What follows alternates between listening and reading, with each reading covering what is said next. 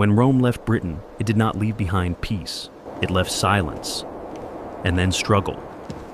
The great legions were gone. The walls still stood. The roads still cut across the land. Old towns still breathed faintly, like embers in a dying fire.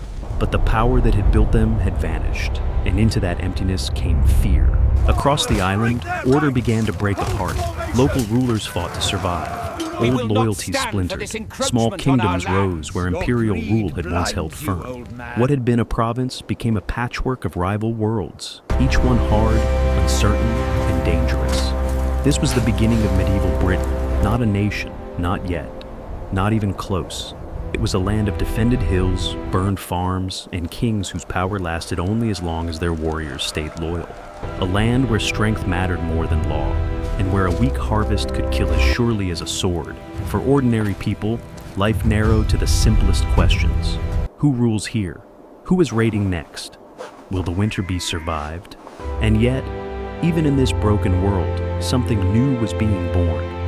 Out of the ruins of Roman Britain, new peoples, new kingdoms, and new identities began to take shape. Slowly, violently, unevenly. The medieval story of Britain did not begin in glory. It began in collapse. After Rome, Britain did not become one people.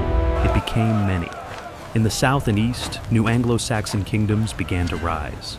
Kent, Mercia, Northumbria, Wessex, names that would one day echo through history, first emerged in a world of mud, timber, blood, and ambition. Their rulers fought for land, tribute, and survival. Their warriors followed strength. Their enemies waited for weakness. But these newcomers did not inherit an empty island. To the west, Britannic kingdoms endured, holding on in the lands that would become Wales and beyond. In the north, the Picts remained powerful, fierce, and difficult to master. From across the sea came Gaelic influence too, especially in the kingdom of Dalriada, tying parts of Britain to Ireland and helping shape what would later become Scotland. So this was no single Britain. It was a crowded, contested island of rival languages, rival customs, rival kings. And for ordinary people, that meant uncertainty every season of every year. A village might serve one lord in spring and another by winter. A harvest might be taken as tax, stolen by raiders, or destroyed in war. Families lived close to hunger. News traveled slowly, but danger traveled fast. A strong ruler could offer protection. He could also demand loyalty, grain, labor, and sons for battle. That was the bargain. In this early medieval world, power was personal. Justice was uneven, and peace was never something people assumed would last. Britain was not one kingdom. It was many, and each was struggling to survive. Into this fractured land came a different kind of power. Not an army first, but a faith. Missionaries crossed the sea and walked the old roads, carrying books, crosses, and a message about salvation, order, and eternal judgment. Kings listened, some out of conviction, some out of caution, some because a new religion could do what swords alone could not. Bind people together under something larger than fear. Churches rose where shrines had stood before. Monasteries appeared in lonely places, turning remote edges of Britain into centers of prayer, learning, and memory. In their quiet rooms, monks copied texts, recorded events, and preserved fragments of a world that violence kept trying to erase. But Christianity did not end bloodshed. A king could kneel before the altar in the morning and ride to war by dusk. Rival rulers still fought, settlements still burned, prisoners still suffered. The cross spread across Britain, but the sword did not retreat. Instead, the two grew side by side. Faith gave rulers legitimacy. It gave law a sacred language. It gave frightened people hope that suffering meant something. Yet even as bells rang over fields and villages, the old struggle for land and power continued. The light of the monastery shone brightly, but beyond their walls, ambition, vengeance, and hunger ruled men. Britain was becoming more Christian. It was not becoming peaceful. From the sea came a new terror. It arrived first as rumor, then as smoke on the horizon, then as ships with carved prows cutting through gray water. The Vikings did not ask for land. Not at first. They came for silver, for captives, for stored grain, for anything they could seize and carry away before help arrived. The raid on Lindisfarne shocked the Christian world. A holy place, exposed to the wind and the waves, was suddenly exposed to something worse. Monks were cut down, treasure was taken, sanctuary meant nothing, and all across Britain people began to understand that the sea, once a road for trade and travel, had become a road for fear. The raids kept coming, monasteries, coastal towns, farms, river settlements. No place near the water felt safe for long. And soon, the Vikings brought more than raiding parties. They brought armies. The great heathen army crashed into England in the 9th century and tore through kingdom after kingdom. Some rulers fought and fell. Some submitted. Some vanished from history almost entirely. This was not just violence from outside. It was transformation. Large parts of England came under Scandinavian rule in what became known as the Danelaw. New rulers, new laws, new settlements, new words entered the land. Britain was not simply being attacked, it was being reshaped. For ordinary people, that meant more than fear. It meant uprooting, tribute payments, burned homes, forced loyalty, enslavement. A life in which the next sail on the horizon might bring death, or a new master. The Viking Age was brutal because it was relentless, and in that pressure, the old Britain began to change forever. Out of the storm rose one king who understood that survival would require more than courage. It would require change. Alfred of Wessex did not face the Vikings in a single glorious moment and save England by force of will alone. His struggle was harder than that, slower than that, and far more fragile. He fought, retreated, regrouped, negotiated, and learned. He understood that an enemy who could strike quickly and vanish just as fast could not be beaten by old habits alone. So, Alfred began to rebuild defense from the ground up. He strengthened towns and turned them into fortified burhs, places where people could flee, store supplies, and resist attack.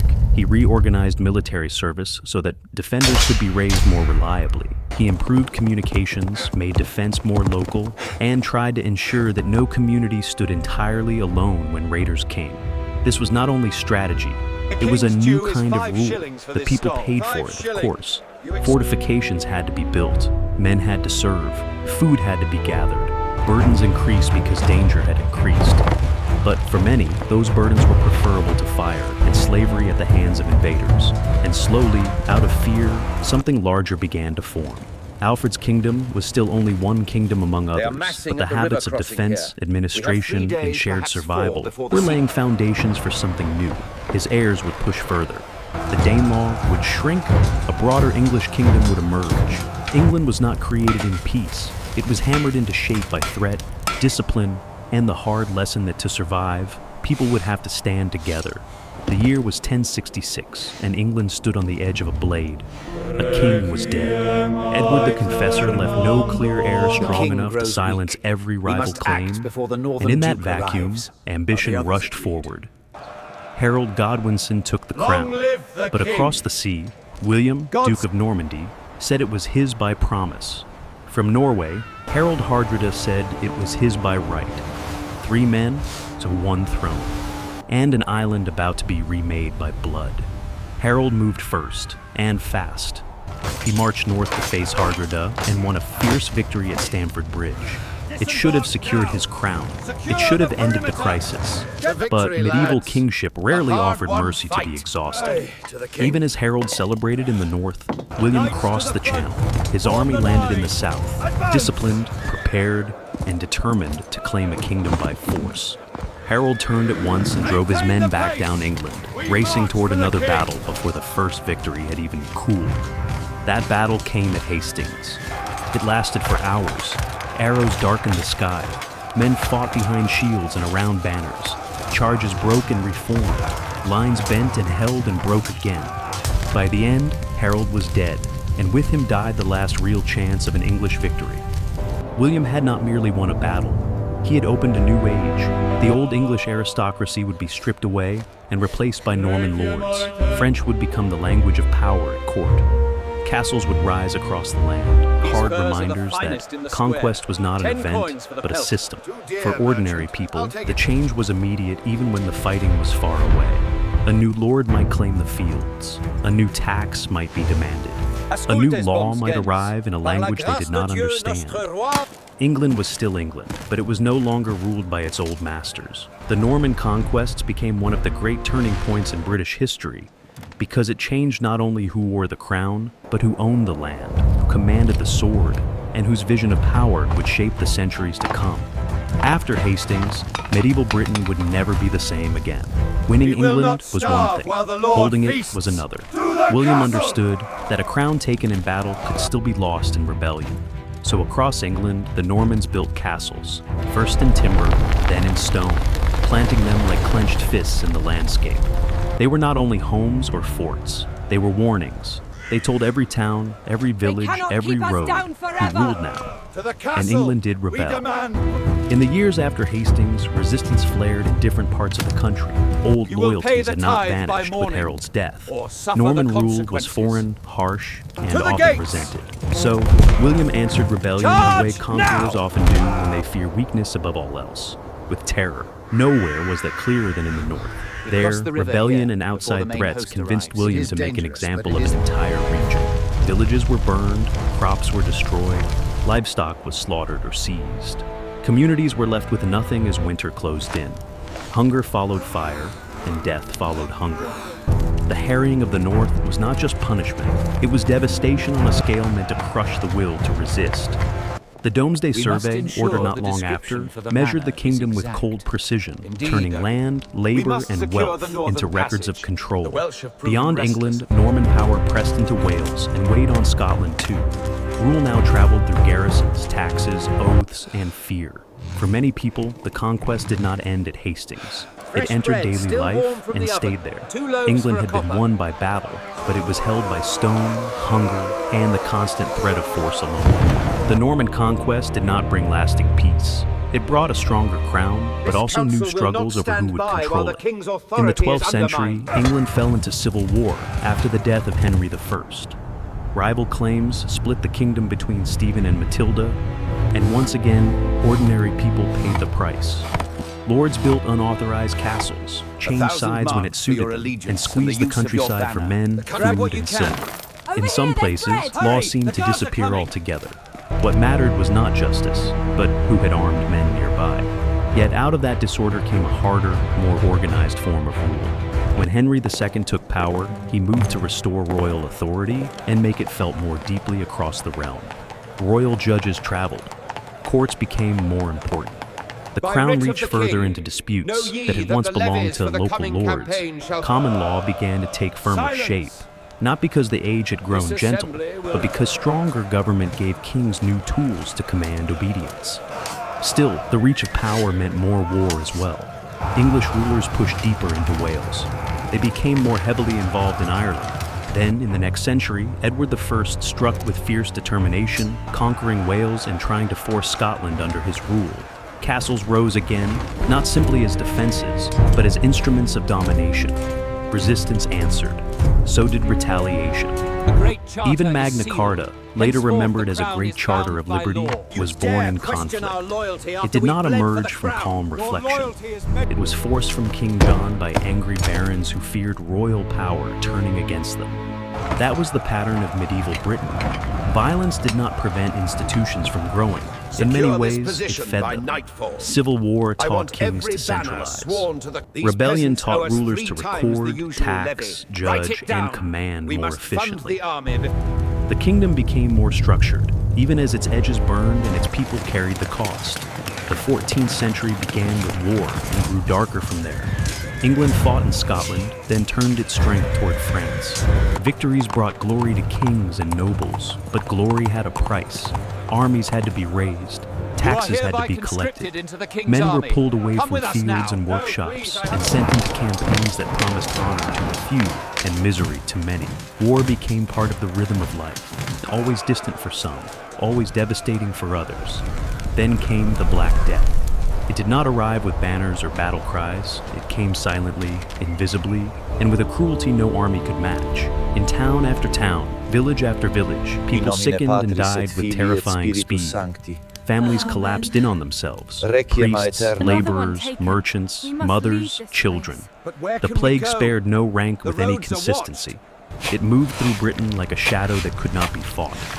The dead were buried quickly when they could be buried at all. Some homes stood empty, some fields went unworked, some villages never recovered. And for those who survived, the world felt altered at its roots. Labor became scarce. Wages rose. The old assumptions of lordship began to strain. The ruling elite tried to force the old order back into place. Laws attempted to control pay and bind workers more tightly. Resentment deepened. By 1381, that anger helped burst into open revolt in England as common people demanded relief from taxes, pressure, and injustice. The peasants' revolt shook the kingdom, even though it was eventually crushed. The old medieval world did not fall in the 14th century, but it was wounded, shaken, and permanently changed by war, death, and the knowledge that even the strongest kingdom could not command disease to stop. Medieval Britain was never only the story of England. Beyond the reach of the English crown, and often in direct struggle against it, other lands fought to preserve their own rulers, customs, and memories. In Scotland, resistance to English domination became one of the defining conflicts of the age. Kings fell, nobles shifted, armies marched, and yet the struggle continued. Figures like William Wallace and Robert the Bruce became symbols not simply because they fought, but because Scotland survived. It did not survive in peace. It survived through war, sacrifice, and a fierce determination not to be absorbed. Wales faced its own long pressure. English kings pushed steadily westward, building castles and breaking native power where they could. And yet, Welsh identity did not disappear. It endured in language, in law, in memory, and eventually in revolt. Owain Glyndwr's uprising in the early 15th century was more than rebellion. It was a final great assertion that Wales was not merely a possession to be ruled from elsewhere. Ireland, too, remained contested and complex. English influence was real, especially around the Pale near Dublin, but beyond it lay a changing world of Gaelic and Anglo-Irish lordships, alliances, feuds, and local wars. Control there was never complete, never simple, never secure for long. That is what makes medieval Britain so difficult to reduce to a single story. It was not one land moving toward one destiny. It was a contested archipelago of rival powers, each shaped by conquest, resistance, and endurance. Even under pressure, these nations held on to themselves, and in doing so, they shaped the future as surely as kings and conquerors did. By the 15th century, England was no stranger to bloodshed. But now, the violence turned inward at the highest level, into the royal family itself. The Wars of the Roses were not one continuous war, but a series of bitter struggles between rival branches of the Plantagenet dynasty, Lancaster and York. Behind the banners stood nobles with private armies, shifting loyalties, and old grudges sharpened by ambition. Kings were overthrown, restored, betrayed, killed. The crown itself seemed unstable, as if the kingdom no longer knew who had the right to rule it. For ordinary people, these wars were often confusing until they became suddenly terrifying. Armies moved across the countryside. Great lords demanded support. Local quarrels became tied to national factions.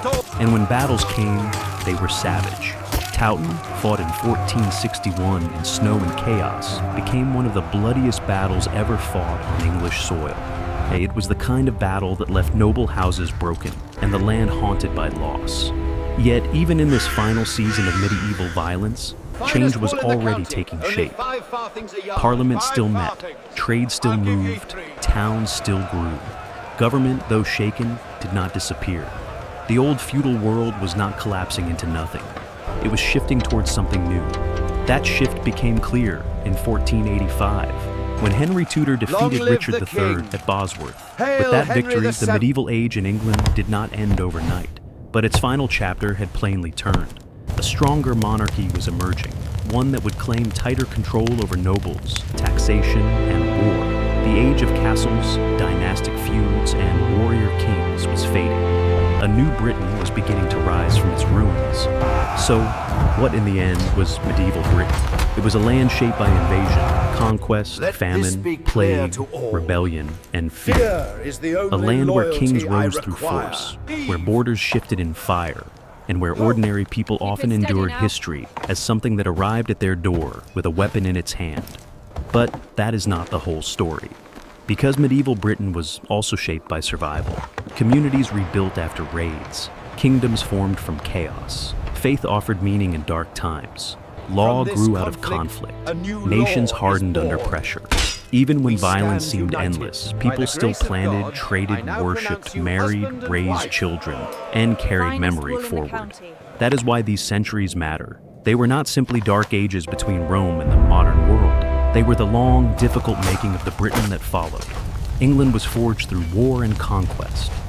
Scotland defined itself in resistance. Wales endured under pressure without surrendering its identity. Ireland remained tangled, contested, and fiercely alive in its own traditions. Brutality did not stand outside the story.